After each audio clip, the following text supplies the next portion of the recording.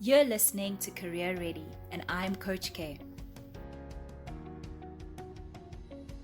Getting you ready for your corporate career. So now that you know what job offers and employment contracts are, how they relate, but also the process followed when an offer is made to you, there are a few things that you should know before you make the decision to either accept or decline the job offer. I call these things the 5 no's, and if done correctly, they will give you bargaining power to negotiate your starting salary even as a graduate with no formal working experience. But please do bear in mind that these things should have been happening concurrently as you were interviewing as well. The first no is know your values.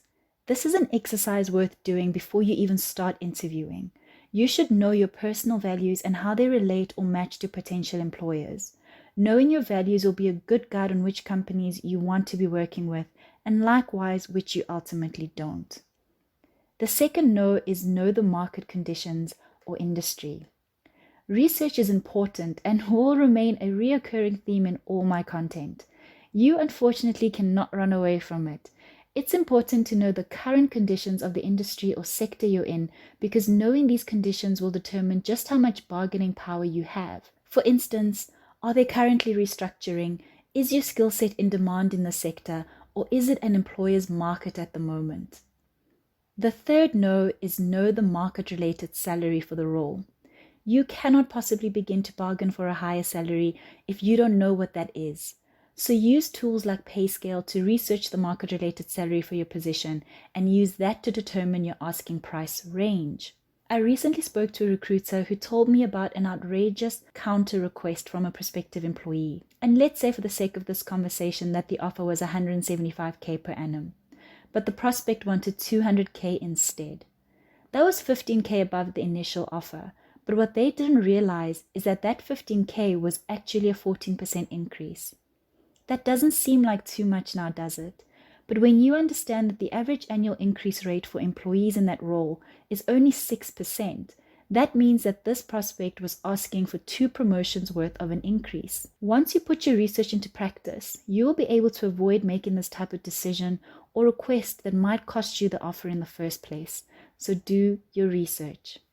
The fourth no is know your number. Once you've done your research about the market and the market-related salary, you need to determine your asking salary range. You will need to take factors like your rent, your travel costs, perhaps your student loan repayments, and groceries and other living expenses into consideration. What essentials do you need your salary to cover? This amount will then be deemed your break-even amount. You'll compare that amount to the market value for that role, and that will give you your salary range with which you will then negotiate. The fifth no is knowing when to pull back or cut your losses. It's perfectly normal to negotiate your initial offer with the counter, but how well you negotiate, how well the company is doing, and how well you're clued up on the market will let you know just how far you can and cannot push the negotiation. But mostly this requires discernment as well. Yes, companies have budgets to consider, but they also have a cost-cutting agenda. So here's a tip I received from a specialist recruiter. She said, you never accept the first offer, whether it was well within your asking price or not. Not negotiating means you're leaving money on the table. I've been working since I was 18 years old, but for my first corporate job, I was only earning 5,000 Rand per month before deductibles. My take-home amount was around 3.8, which only covered my rent. And we honestly had no idea that this was exploitation on its highest level. We were then just grateful for the work and the opportunity. I had no idea I could even negotiate.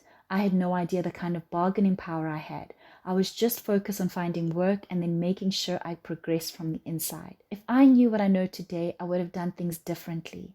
So know your worth, know what you bring to the table, and take it from there. Here's my golden tip for the week though. The hiring process is extremely taxing for the organization, from cost to time to human resources required to find one suitable candidate for the role. They will not rescind their offer to you simply because you're negotiating, because that would mean going through that entire costly process again. So arm yourself with knowledge and do what's best for you. That's it from me today. Thank you so much for joining. You can continue the conversation with me on LinkedIn by following my hashtag QMCareerCoaching, or on Instagram, Facebook, YouTube, as well at hellocoachk. Or if you prefer, you can send me an email at info@hellocoachk.com.